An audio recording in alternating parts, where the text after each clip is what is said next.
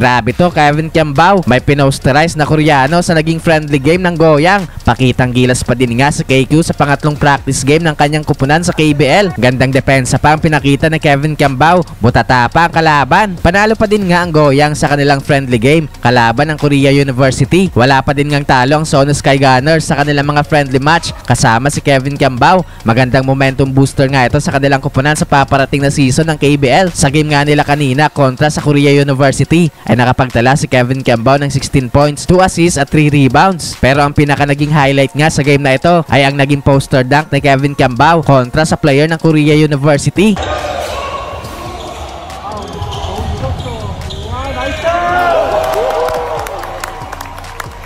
Sa next clip naman nga ay gandang depensa ang pinakita ni Kevin Kiambao kung saan nabutata niya ang kalaban.